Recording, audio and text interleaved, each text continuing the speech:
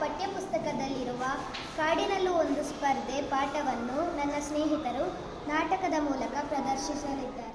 ದಟ್ಟವಾದ ಕಾಡೊಂದರಲ್ಲಿ ಗಿಡ ಮರಗಳೆಲ್ಲ ಚಿಗುರೊಡೆದು ಕಂಗೊಳಿಸುತ್ತಿದ್ದವು. ಪ್ರಾಣಿಗಳೆಲ್ಲ ನಿರ್ಭಯವಾಗಿ ಓಡಾಡುತ್ತಿದ್ದವು. ನವಿಲುಗಳು ನರ್ತಿಸುತ್ತಿದ್ದವು.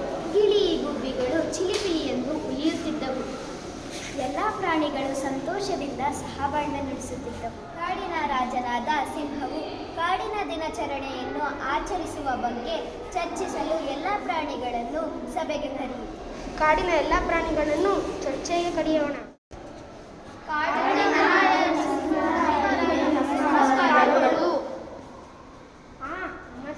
ನಮಸ್ಕಾರ.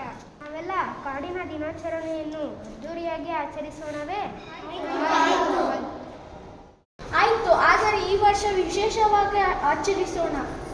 ವಿಶೇಷವೆಂದರೆ ಹೇಗೆ? ಕಾಕಕ್ಕ, ವಿಶೇಷವಾಗಿ ಎಂದರೆ ಆಟಗಳು, ಸ್ಪರ್ಧೆ ನಡೆಸುವುದು, ಗೆದ್ದವರಿಗೆ ಇನಾಮು ಕೊಡುವುದು. ಇಲ್ಲ, ಈ ಬಾರಿ ಆಟಗಳ ಬದಲು ಆಶುಭಾಷಣ ಸ್ಪರ್ಧೆ ನಡೆಸೋಣ. ಏಕೆ? ಹಿಂದೆ ಆಮೆಯ ಜೊತೆ ಓಟದ ಸ್ಪರ್ಧೆಯಲ್ಲಿ ಸೋತಿದ್ದಕ್ಕೆ ಭಯವೇನು? ಇಲ್ಲಪ್ಪ, ನನಗೆ ಯಾಕೆ ಭಯ? ಆಶುಭಾಷಣ ಸ್ಪರ್ಧೆಯಿಂದ ಗೊತ್ತಿಲ್ಲದ ಎಷ್ಟೋ ವಿಚಾರಗಳನ್ನು ನಾವು ತಿಳಿದುಕೊಳ್ಳಬಹುದು. ಆಶುಭಾಷಣ ಸ್ಪರ್ಧೆ ಹಾಗೆಂದರೇನು? ನಿರ್ಣಯ ನಿನಗೆಷ್ಟು ಗೊತ್ತಿಲ್ಲವೇ? ಆಶುಭಾಷಣ ಸ್ಪರ್ಧೆ ಎಂದರೆ ಸ್ಥಳದಲ್ಲಿಯೇ ಸೂಚಿಸಿದ ವಿಷಯದ ಬಗ್ಗೆ ಭಾಷಣ ಮಾಡುವುದು. ಹಾಗಾದರೆ ನಾಳೆ ಸ್ಪರ್ಧೆಗಳನ್ನು ನಡೆಸೋಣ. ಎಲ್ಲರೂ ನಾಳೆ ಇಲ್ಲಿಯೇ ಸೇರೋಣ. ಮರುದಿನ ಎಲ್ಲ ಪ್ರಾಣಿಗಳು ಒಂದೆಡೆ ಸೇರಿದವು. ಆಶುಭಾಷಣ ಸ್ಪರ್ಧೆಯ ತೀರ್ಪುಗಾರರನ್ನಾಗಿ ಕೋಗಿಲೆ, ಕೋತಿ ಮತ್ತು ತೋಳವನ್ನು ಆಯ್ಕೆ ಮಾಡಲಾಯಿತು. ಒಬ್ಬರಾಗಿ ಬನ್ನಿ. ಡಬ್ಬಿಯಿಂದ ಒಂದು ಚೀಟಿ ತೆಗೆದುಕೊಂಡು ಅದರಲ್ಲಿರುವ ವಿಷಯವನ್ನು ಕುರಿತು ಮಾತನಾಡಿರಿ. ಪ್ರತಿಯೊಬ್ಬರಿಗೂ ಸಮಯ 5 ನಿಮಿಷಗಳ ಅವಧಿ ಮಾತ್ರ.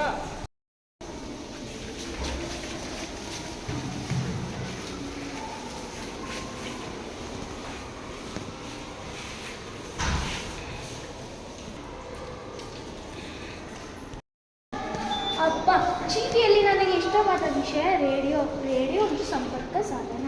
ರೇಡಿಯೋ ಕಂಡು ಹಿಡಿದವರು ಮಾರ್ಕೋನಿ. ಇದರಲ್ಲಿ ಚಿಂತನ, ಕೃಷಿ ಸಮಾಚಾರ, ಮನರಂಜನಾ, ವಾರ್ತೆ ಇತ್ಯಾದಿ ಕಾರ್ಯಕ್ರಮಗಳು ಪ್ರಸಾರವಾಗುತ್ತದೆ. ದೇಶ ವಿದೇಶದ ಸಮಾಚಾರ ನಮಗೆ ಇದರ ಮೂಲಕ ತಕ್ಷಣ ತಿಳಿಯಬಹುದು. ಇದರಲ್ಲಿ ಪ್ರಸಾರವಾಗುವ ಚಿನ್ನರ ಚುಕ್ಕಿ ಚಿನ್ನ ಮತ್ತು ಕೇಳಿ ಕಾರ್ಯಕ್ರಮ ಎಂದರೆ ನನಗೆ ಅಚ್ಚುಮೆಚ್ಚು. ನನಗೆ ರೈಲು ವಿಷಯ ಸಿಕ್ಕಿದೆ. ಓಹೋ, ನನಗಿಂತ ವೇಗವಾಗಿ ಚಲಿಸುವ ಉದ್ದವಾದ ವಾಹನವಿದು. ಇದು ಕಂಬಿಗಳ ಮೇಲೆ ಮಾತ್ರ ಚಲಿಸುತ್ತದೆ. ರೈಲಿನಲ್ಲಿ ಒಮ್ಮೆಗೆ ಪ್ರಯಾಣಿಕರು ಪ್ರಯಾಣಿಸಬಹುದು, ಸರಕುಗಳನ್ನು ಸಾಗಿಸಬಹುದು. ರೈಲಿನಲ್ಲಿ ಶೌಚಾಲಯ, ಕುಡಿಯುವ ನೀರು, ಊಟ, ತಿಂಡಿ, ಮಲಗುವ ವ್ಯವಸ್ಥೆ ಇರುತ್ತದೆ. ಈಗ ರೈಲು ಪ್ರಯಾಣ ಸುಕರ ಹಾಗೂ ಅದರ ದರವು ಕಡಿಮೆ. ನನಗೆ ಸಿಕ್ಕಂತ ವಿಷಯ ವಿಮಾನ. ಮನುಷ್ಯ ಹಕ್ಕಿಗಳು ಹಾರುವುದನ್ನು ಕಂಡು ತಾನೂ ಹಾರಬೇಕೆಂದು ಈ ವಿಮಾನವನ್ನು ಕಂಡುಹಿಡಿದನು. ವಿಮಾನವು ವಾಯುಮಾರ್ಗದಲ್ಲಿ ಚಲಿಸುತ್ತದೆ. ಜನರು ದೇಶ ವಿದೇಶಗಳಿಗೆ ಹೋಗುವಾಗ ಹೆಚ್ಚಾಗಿ ವಿಮಾನದಲ್ಲಿಯೇ ಪ್ರಯಾಣಿಸುತ್ತಾರೆ. ನನಗೆ ವಿಮಾನ ಪ್ರಯಾಣವೆಂದರೆ ತುಂಬ ಇಷ್ಟ. ಆದರೆ ಇದರ ದರ ದುಬಾರಿ. ನನಗೆ ಬೇಸರವಾಗಿದೆ. ನನಗೆ ಸಿಕ್ಕ ವಿಷಯ ಹಿಮಾಲಯ. ಇದು ಅತ್ಯಂತ ಎತ್ತರವಾದ ಪರ್ವತ. ಭಾರತದ ಉತ್ತರ ಭಾಗದಲ್ಲಿದ್ದ ಹಿಮದಿಂದ ಕೂಡಿದೆ. ಶತ್ರುಗಳನ್ನು ನಮ್ಮ ದೇಶಕ್ಕೆ ಬರದಂತೆ ತಡೆದಿದೆ. ಇಲ್ಲಿ ಹತ್ತುವು ಗಂಗಾ, ಯಮುನಾ ಮತ್ತು ಬ್ರಹ್ಮಪುತ್ರ ನದಿ ಸಾದ ತುಂಬಿ ಹರಿಯುತ್ತವೆ.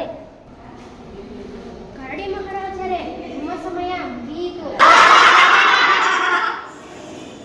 ಬ್ಯಾಂಕ್ ವಿಷಯ ನನಗೆ ಸಿಕ್ಕಿದೆ. ಎಲ್ಲರೂ ಬ್ಯಾಂಕಿನಲ್ಲಿ ಹಣದ ವ್ಯವಹಾರವನ್ನು ಮಾಡುತ್ತೇವೆ. ಹನಿಗೊಳ್ಳದೆ ಹಳ್ಳ, ತೆನೆಗೊಡಿದರೆ ಬಳ್ಳ ಎಂಬಂತೆ ಉಳಿತಾಯ ಮಾಡಬೇಕು. ಹಣ ಇರಿಸಲು ಬೇಕಾದಾಗ ತೆಗೆದುಕೊಳ್ಳಲು ಈಗ ಎಲ್ಲ ಬ್ಯಾಂಕಿನವರು ಉತ್ತಮ ವ್ಯವಸ್ಥೆಯನ್ನು ಮಾಡಿದ್ದಾರೆ. ನಮ್ಮ ಖಾತೆಯಲ್ಲಿರುವ ಹಣವನ್ನು ಬ್ಯಾಂಕಿನಿಂದ ಅಥವಾ ATM ಮೂಲಕ ತೆಗೆದುಕೊಳ್ಳಬಹುದು. ಗೂಗಲ್ ಪೇ, ಫೋನ್ಪೇ ಇರುವುದರಿಂದ ತಕ್ಷಣವೇ ಹಣವನ್ನು ವರ್ಗಾವಣೆ ಮಾಡಬಹುದು. ಬಯಸಿದ್ದು ಹಾಲನ್ನ, ವೈದ್ಯರು ಹೇಳಿದ್ದು ಹಾಲನ್ನ ಎಂಬಂತೆ ನನಗೆ ಮೊಬೈಲ್ ವಿಷಯ ಬಂದಿದೆ. ಈಗ ಎಲ್ಲರ ಕೈಯಲ್ಲಿ ಇರುವುದು ಮೊಬೈಲು. ಇವರ ಮೂಲಕ ಜಗತ್ತಿನ ಮೂಲೆ ಮೂಲೆಯ ವಿಚಾರ ವಿನಿಮಯ ಮಾಡಿಕೊಳ್ಳಬಹುದು. ವಿಚಾರ ವಿನಿಮಯದ ಜೊತೆಗೆ ಸಂದೇಶಗಳನ್ನು ಕಳುಹಿಸಬಹುದು. ಇವುಗಳಲ್ಲದೆ ಇದರಿಂದ ಛಾಯಾಚಿತ್ರ ತೆಗೆಯಬಹುದು, ಲೆಕ್ಕ ಮಾಡಬಹುದು, ದಿನಾಂಕ ತೆಗೆಯಬಹುದು, ದೂರವಾಣಿ ಸಂಖ್ಯೆಗಳನ್ನು ದಾಖಲಿಸಿಕೊಳ್ಳಬಹುದು. ವ್ಯವಹಾರವನ್ನು ಮೊಬೈಲ್ನಲ್ಲಿ ಮಾಡಬಹುದು. ಹಬ್ಬ ಮೊದಲು ತಿಳಿಸಿದಂತೆ ಈ ಆಶುಭಾಷಣ ಸ್ಪರ್ಧೆ ಮೂಲಕ ನಾವೆಲ್ಲ ಬಹಳ ವಿಷಯಗಳನ್ನು ತಿಳಿದುಕೊಂಡೆವು. ಎಲ್ಲರೂ ಅದ್ಭುತವಾಗಿ ಮಾತನಾಡಿದ್ದೀರಿ. ಈ ಸ್ಪರ್ಧೆಯನ್ನು ನಡೆಸಲು ಸಹಕರಿಸಿದವರಿಗೆ ಧನ್ಯವಾದಗಳು. ಓ ನನ್ನ ಬಂಧುಗಳೇ, ನೀವೆಲ್ಲ ಸ್ಪರ್ಧೆಯಲ್ಲಿ ಭಾಗವಹಿಸಿ ಯಶಸ್ವಿಯಾಗಿ ನಡೆಸಿಕೊಟ್ಟಿದ್ದೀರಾ. ಇದು ನನಗೆ ಹರ್ಷ ತಂದಿದೆ. ನಾಳೆ ಹೊರಾಂಗಣದಲ್ಲಿ ಕಬಡ್ಡಿ ಆಟವನ್ನು ಆಡೋಣ. ಎರಡೂ ಸ್ಪರ್ಧೆಯಲ್ಲಿ ಗೆದ್ದವರಿಗೆ ಇನಾಮನ್ನು ನೀಡೋಣ.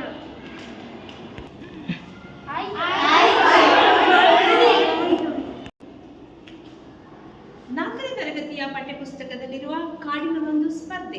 ಈ ಪಾಠವನ್ನು ನಮ್ಮ ಶಾಲೆಯ ವಿದ್ಯಾರ್ಥಿಗಳು ಅತಿ ಅದ್ಭುತವಾಗಿ ನಾಟಕದ ಮೂಲಕ ಪ್ರದರ್ಶಿಸಿದ್ದಾರೆ. ಆ ವಿದ್ಯಾರ್ಥಿಗಳು ಯಾರ್ಯಾರು ಯಾವ ಪಾತ್ರಗಳನ್ನು ಮಾಡಿದ್ರು ಅನ್ನೋದನ್ನ ನಾವೀಗ ನೋಡೋಣ.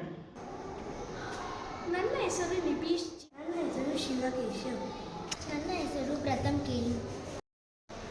ನನ್ನ ಹೆಸರು ನವೋದಿತ್ಯ ಶಾಕ್ಯದವರೆ. ನನ್ನ ಹೆಸರು ಆಯುಷ್ ಡಿಎ.